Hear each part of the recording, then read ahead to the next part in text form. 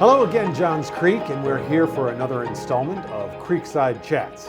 This time I have the honor of sitting here with Johns Creek Police Department Police Chief Mark Mitchell. And Hello. Chief Mitchell is going to explain a little bit about what the department's doing in the community and the important things that the department does to keep our community safe. Chief Mitchell, thanks for being with us today. I'm so glad to be here and glad to be part of the team here at the City of Johns Creek. That's great. Yes, sir. Well, now, I know most people have a common understanding of a police department, a police officer, and what they do, but tell us a little bit about the Johns Creek Police Department that you think our residents would like to hear about. We have our budget. You know, a lot of people don't know maybe what our budget is. It's a little over 17 million. We have 103 employees. So, and many of our citizens, I've been in HOA meetings and other talks, and they didn't realize that as well. We have 3 different divisions. So we have our operations division. Many people don't know exactly, all they see is police officers on the road, and they think that's what the police department's all about. But we have our operations division, which does house our uniform patrol division, all of our uniform patrol officers, of which we have 40, which are broken into 4 shifts, or squads as we call them. So if you do the math, simple math is 10 per. That's 10 per squad. And then also under operations is our special operations, which there are community outreach officers. There are our traffic officers and our court unit right now, our mental health clinician, and our officers that respond to and follow up in cases with individuals that have experiencing mental health crisis out in the community. So that is our operations, and then we have a support services. So our support for the operations division, support for the uniform patrol is our criminal investigations, our detectives. So we have detectives. Training is support, make sure that we're conducting our career development for our employees as well. And then under support services is records. So, you know, you come into City Hall, on the right is our records, and they do countless open records requests every day, video redactments, citation handling, all of the records for the police department goes through there. So they're our forward-facing of the police department with our citizens. And then we have something that's called Office of the Chief, which is under the umbrella of myself, where it's where we do our recruiting and hiring. That's where we do. We also have under there our Office of Professional Standards, where we investigate complaints. We have personnel that investigate complaints. We also investigate or review use of force, review our pursuit reports. And any other issues or things that come up under as far as maintaining the integrity of the organization. That's what that unit does. Also under the Office of the Chief is our we have quartermaster fleet maintenance. We have a lot of police cars and that we have to maintain and also we also help maintain the city's vehicles as well under our fleet. We have someone that manages our whole video system, which is in-car and body camera system. They do that as well. And then a quartermaster for all the gear and equipment and things. And our budgeting is under there that works straight with the finance department here at the city. So at the end of the day, it's a lot of moving parts. A lot of moving parts to run a police department, but I assure you we have the right men and women in place that do it the right way and for the right reasons. So here at the police department, but that's kind of a little breakdown, a little nut and bolts, I guess, into the weeds of the police department. Yes, sir. Wow, thank you for that. There's a lot to it. Yes, sir. There's a lot. So I would imagine as you're talking about your department and its operations and everything that works on in a fiscal year, what are some of the what's the vision for the police department over the coming year, if you were to put it? Well, the vision really is maintaining our service with a growing population, with a growing city. Many people don't know, or probably a lot of people do know, that the city's evolving now, and we've got a whole town center in Medley coming in, and really looking at all our data and breaking that down, and maybe what future calls for service would be for that, and looking at manpower needs into the future. So that's something that we're through our multi-year plan, or strategic plan, if you will.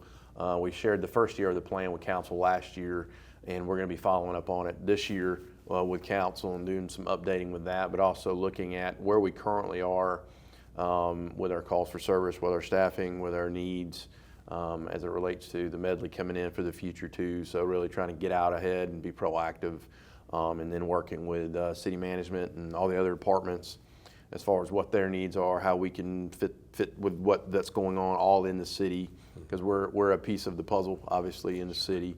And then working with our city management and the mayor and council for the future, as far as manpower goes. Also, one of the strategies coming up for the year is really getting leadership training and getting additional career development for our employees. One of the biggest thoughts that we have at our department is you don't have to have rank to be a leader. So we're always working on leadership. We're always working on our culture. Really trying to focus on retaining the officers and personnel that we have, plus also recruiting those that are the best fit. So by doing that, and focusing on the next year over some training, career development opportunities as far as leadership goes. We're also a CLIA certified agency, nationally accredited agency through CLIA, and that's also housed under Office of the Chief. I don't want to, the agency is very, very proud to be and has worked hard over since 2010 to become a nationally accredited agency. And there's a very low percent of agencies, and I'm not bragging or anything, but it's just something that we hold near and dear and that we focus on every day, that really, again, what I said a second ago, really just professionalizes the organization, and puts our policies, our practices, and our process as far as recruiting and hiring at the top high standards. So because one thing we don't want to do is just let anybody in to be a member of our department and then serve the community. So our recruiting and hiring process is very stringent, and as it should be, because again, we don't want anyone coming in here, and they got to be a good fit. Sure. They can have all the talent in the world, but they got to be a good fit at the table for the department and our citizens. So. You know, Johns Creek is consistently named one of the safest communities in America, and that's something that we take great pride in. And again, thank you for everything that you do to keep those rankings really high. But tell me a little bit about how the police department works to engage with the community. I would first say we're blessed to be able to, have that said about us being the safest city. And if you don't have safety, good public safety, which through the fire and police department, it's hard to have anything else government-wise in the city and initiatives that you want to do if you don't have a good quality of life. That's something we don't claim the safest city, because if you claim it going down, you got to claim it going up too. But I would attribute the work that goes into that. There's the men and women that serve at our department. They do the work, and they're the ones that do service and sacrifice to help us have that very good quality of life here. Now, focusing on strategic policing or community engagement, that our main charge is to protect our community, but that followed right there with that is engaging with our community, with the many programs and things that we have. Our philosophy is we don't just have community policing officers, all of us are. So it doesn't matter if you work as a detective, you're a community policing officer, right? If you're in fleet, you're a community policing officer. You don't just have to have that designation. Every one of us, from me to the newest person in the door, we're all community policing officers. Our philosophy is to roll down your window when you're driving through the neighborhood. Mm-hmm. You're not going to be able to engage with someone or speak to someone in the community that's out in their yard doing something, or out at their mailbox for any issues, or just simply playing out in their yard or enjoying life. Yeah. You can't drive through there with your window up and expect to engage with the community, or the community to see you and trust you and build those relationships. We have our Worth It Wednesday program to where we go in all of our elementary and middle schools, and our officers simply read to our kids and engage and answer questions with our kids, because the thought is, if you build relationships with our young ones in the community, you're going to build those relationships with that trust with the parents as well. We've had officers, I have a lot of positive stories about when we have read to our kids in our elementary school about when they see them out in our stores or in our shopping centers or in their neighborhoods. Again, kids will run to us and not away from us. Yeah. And parents will come to us and not away from us. Mm-hmm. If you build those relationships, and that's just one example, but if you build those relationships, with your kids in the community, with your parents. Our officers know that, you know, when we're not just quickly driving through a neighborhood with those windows up, we're engaging as we patrol through. If you do those things, you're partnering with our 84,000 citizens. Those are additional eyes and ears for us. Because the number one thing I tell people when we go out, whether it's a coffee with a cop, whether it's an HOA meeting, whether it's a meeting at a church or an engagement, is we can't police by ourselves. We can't police. Yes, I said there's 103 employees and there's 86 officers, but we have to have 84,000 people partnering with us, and it's a continuous cultivation of relationships. I don't think a police department can stay stagnant and just be reactive, and ours is not. It's very proactive, and the reason we do that proactive engagement out here is to build those partnerships, build those relationships for, you know, again, those eyes and ears to help tell us and see something, say something, and what's going on. And it's really paid off for our department and our community, and that mindset goes throughout our whole agency. And that's where you first have to start. If you're going to have strong engagement with the public, you got to have that mindset and that habit already built into the organization.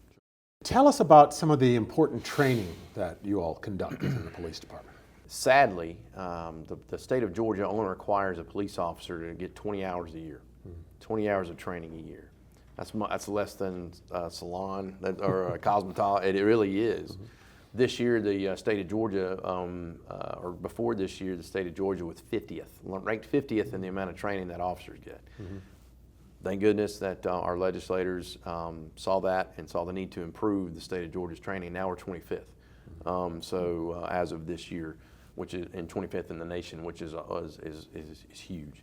There are governor's mandates that officers have to take every year: cultural awareness, community policing, de-escalation, which is very important, and use of force. So all of us as officers, to be able to maintain our certification every year, you have to take those.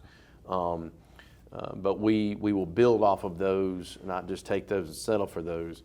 Each officer, I think, in 2024 averaged just around 100 hours of training.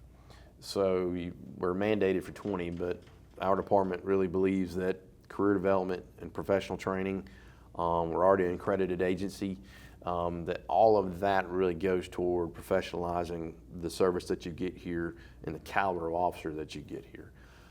So the training that we really focus on, again, are those governor mandates, but we go above and beyond with that with the use of force. We go above and beyond with that with practical de-escalation in real-time scenarios. Sitting in front of a computer in a classroom is great, but you got to put that practical stuff to use where officers can learn those things. Other development that we have here as far as on-site is leadership training. We have our officers get to go to outside training where they get supervision certificates as far as leaders. We send our other leaders to command college here in the state of Georgia, which if they have a bachelor's degree, that can lend them to get a master's degree. And we have and we've been able to really cultivate a lot of other good leadership partnerships to where our officers and leaders have been able to receive that training over the past several years. So career development is really one thing that we really focus on. And in fact, last year we created a career development forum for all our supervisors to be able to sit down with our employees and go over, okay, give us what you've done in the past, give us your career goals in the future, and let's see what we can do to get you there. One other thing we really focus on is our physical and mental health for our officers. So we do have a mental health clinician on staff.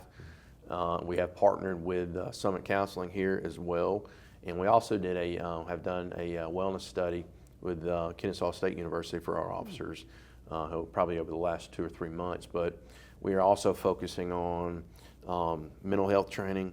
We have what's called a peer support team now, where we have 6 of our officers, our employees, that have been trained in the art of peer support. A peer can help you and support you through things and get you the help that you need. Or you simply may want to sit down with a peer and just have a shoulder to lean on and things. But again, that all comes back to, we want the officer to be well for their home, going home to their family and their kids, but also well when they're serving the community, mentally, physically sound. That's really what we're trying to bring is a holistic approach. You mentioned that you are working with North Fulton SWAT. What other sort of relationships and assistance and work do you do with other agencies in the region? Partnerships in law enforcement, just like probably any other profession, is huge. We have state partners, we have federal partners, and relationships. We do, again, have our other North Fulton cities. We have relationships with all the cities in Fulton. We have relationships with Gwinnett, Forsyth on the north side of us. But we have joined together with our North Fulton cities, and you mentioned it as far as the Special Weapons and Tactics team. We are joined with Forsyth, Milton, and as it relates to our Joint Narcotics Task Force, which is the Lanier Drug Task Force. We're also joined with the federal government, HIDA, High Intensity Drug Unit. We have an officer that's a member of that agency, and that gives us it helps us have so many resources that can assist us in a time of need, but we also can help our federal and our state partners in a time of need. We have a great relationship with the Georgia Bureau of Investigation. We have a great relationship with Georgia State Patrol. So we have, in fact, we have 2 GBI agents that have offices also here. And when they're not working in their regional offices, they can come here and work, and we partner with them all of the time. So internet crimes against children, we're a part of that task force as well. So I probably could name several more that we're part of, but those federal partners really just only enhance our ability to serve the community, if that makes sense. Yes. And enhances our abilities to engage with the community as well. You mentioned using data. I'm thinking, what certain data or technologies are you using to improve efficiency and effectiveness of the police department? We're blessed to have the state-of-the-art body cam system that our officers utilize every single day.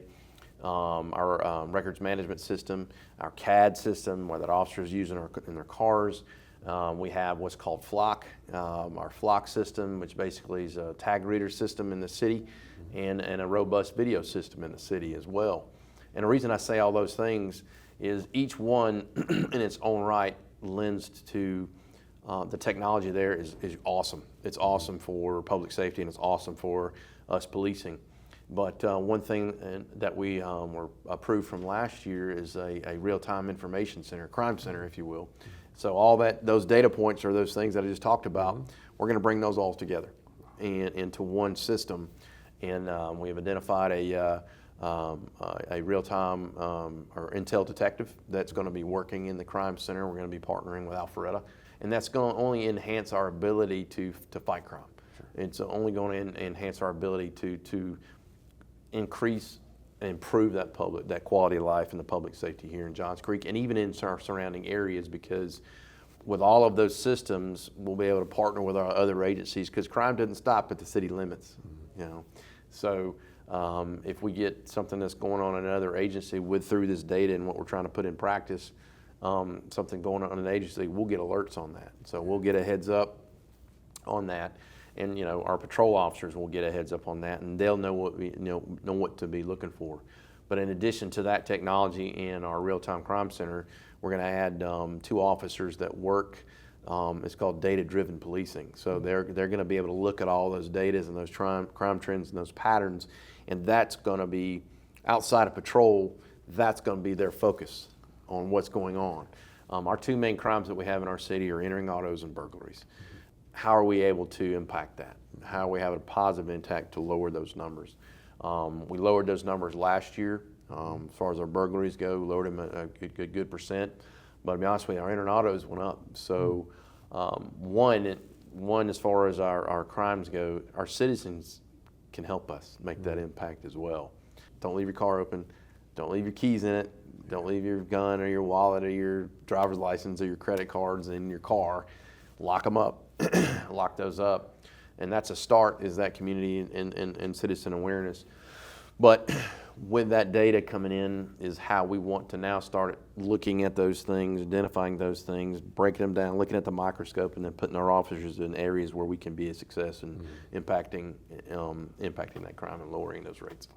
What are some other things that you would advise our community to be aware of or be knowledgeable of that they can assist in helping you keep our community safe? Well, I mentioned a second ago, and if you ever watch, we have a good character, Officer Brew on the street. He does a lot of good safety videos, and his one thing that he says at the end of them is, "If you see something, say something." I always have people come up to me like, should I call 911 about this? Yes, call 911. Sure. We are here 24/7. You're not going to bother us. That's what our job is, and we have people on duty ready to accept those calls, ready to engage with you, and ready to help solve problems. So that's one thing. If you see something, please say something. It doesn't matter. Some of the smallest calls or heads up on things by community has helped some of the biggest crimes in this country's history be solved, if that makes sense. So really, and we count you calling us, and we count that as you trusting us. 1, 2, that's a relationship that we have with you, and because we're here to protect you. So I think that's one of our number one charges is that relationship, and we want you to know that your officer is there to help you and that you can trust them. And we're doing it for the right reasons. So I'll end on a personal note here. What got you into police work and wanting to become a police officer? As far back as I can remember, and I don't even know how far that is, but I always wanted to be a police officer. I was either wanted to be a police officer or in the military. And those are my routes.